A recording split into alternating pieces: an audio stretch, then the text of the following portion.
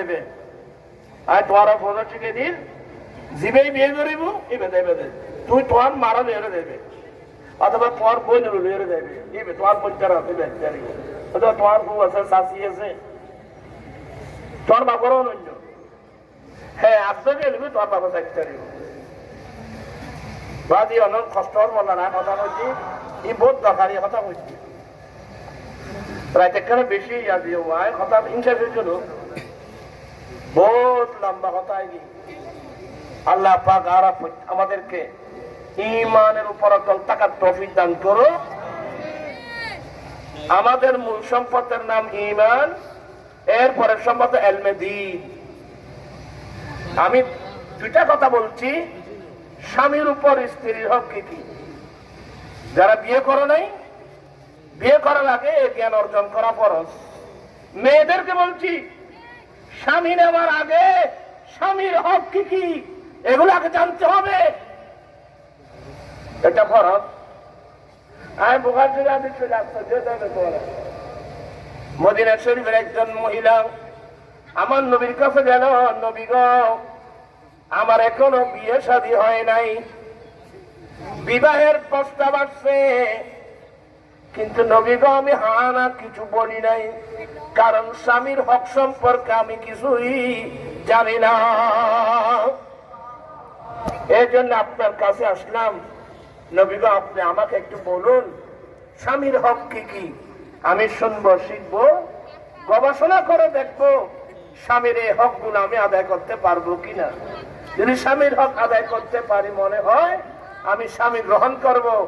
নতুবা আল্লাহর প্রেমে আমি জীবন কাটিয়ে দেব এই মন মানসিকতার মাইব আর সমাজ বিকৃত হবে না উজ্জ্বল ভারি ভাবি আল্লাহর জান্নাত হবে কত বেগুনা তো টুকু মোবাইল আর উপভোগ কিনে দিয়ে হবো খোলা চললেই কেজি আছে সত্তর কিনে বুঝে ভাই করে আর নিজের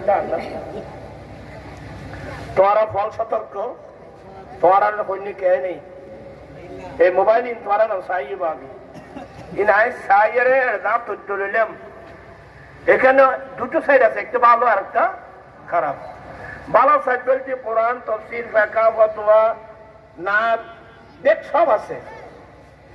কিন্তু আধার যে খারাপ সাইড অধিকাংশ ছেলে মেয়েরা খারাপ সাইড গুলো বেশি দেখে এই খারাপ সাইড গুলো তুমি যদি বেশি দেখো এগুলো দেখতে থাকো তোমার ঘুম হবে না এখানে বাপসাসার মতো মানুষ আছে বলতে আমার লজ্জা হচ্ছে কিন্তু আমি লজ্জা ফেলে বলবো তোমরা যে জেনা ব্যভিচারের চিত্রগুলো দেখো এগুলো দেখলে তোমাকে তুমি কন্ট্রোল করতে পারবে না তাহলে এ বয়সে তোমার বীর্যগুলো নষ্ট হয়ে যাবে এই বয়সে তোমার বীর্য যদি নষ্ট হয় তুমি যখন দাম্পত্য জীবনে যাবে তোমার ওয়াইফের কাছে তুমি ব্যর্থ হবা তখন তোমার ঘরে শুরু হয়ে যাবে তোমার ফরকে প্রেমে পড়বে তোমার সংসারে শুরু হয়ে যাবে অশান্তির আগুন ওদিন লেখিরা হবে কথা আগে লেখিরা হোক আয় মরে গেলে একদম বলবে ইউ কন্যা বাতি নেই আয়দের লজ্জা টজ্জা না এরকম বলছি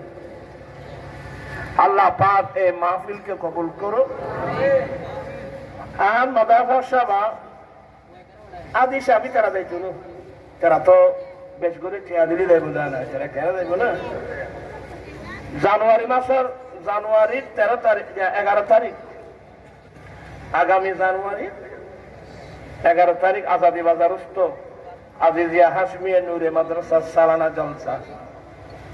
আর বেগুন দর দিছে তারা ফল বহুত জন যাইতো তারা তারা কি নাম ফোয়া ফোর গেলাম বই তারা সৌদি গিয়ে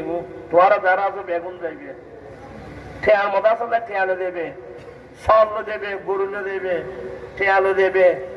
আল্লাহ রাস্তার দান করলি পয়সে নকমে পয়সে বাড়ে যায় আলহামদুলিল্লাহ আর বলতো এই গুণাগার 30টা মাদ্রাসা ওয়ান তোরা তো ভালো দেবে একখানা সহ 3খানা সহ ব্যাগিন টুপিল ওয়ান প্রায় 30 কেন মাদ্রাসা আর কজন অনেক দিন মাথা খিললে করেন তারপর যার খাম্মা কিছু বলতে পারি উগ্র বিয়ে করেন ও বিয়া দেবেন কিছু উগ্র বিয়ে করেন দু তারপর ফসাওন এগুলো জীবন কারণ ইনলাই সুতরাং তুমি মিটি আর নবীর দিনের ফাড়া দো আর নবীর বাগানে ফাড়া দেন করিব আর নবীর বাগানে ছানি ডালো বসে পাক কোথায় লেখো জানা বসে পাকের নাম কি বসে পাকের উপাধি মহিউদ্দিন দিন কো জিন্দা করবে বাবা দিনের চিন্তা করলি লক্ষ লক্ষ মানুষ সত্যিকারের জীবন পাবে নারী পুরুষ জীবন পাবে দিন না তাইলে তো মানুষ পশু পাখির দিক দিব বাবা আল্লাহ পাক এই মাহফিলকে কবুল করো হ্যাঁ অশিক্ষে মানুষ অভাবী এতক্ষণ তাই বেখনো খেয়াল আছে এনে আপনার কথা সাহেবেদাবাদ বড় আশা করছেন এরা মোহাম্মদ আরেকবার আসছিলাম পরে জ্বর খারাপ হোক বৃষ্টি খারাপ হোক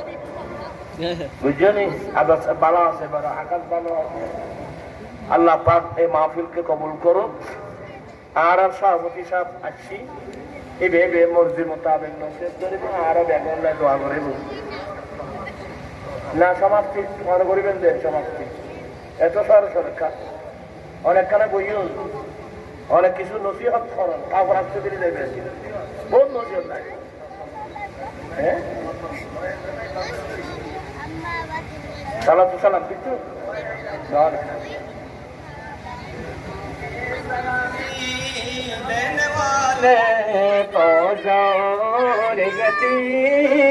हजरत आमना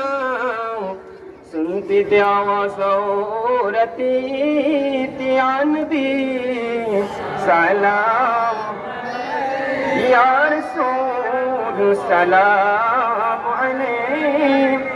या हबीब सलाम अलैका सलावतुल्लाह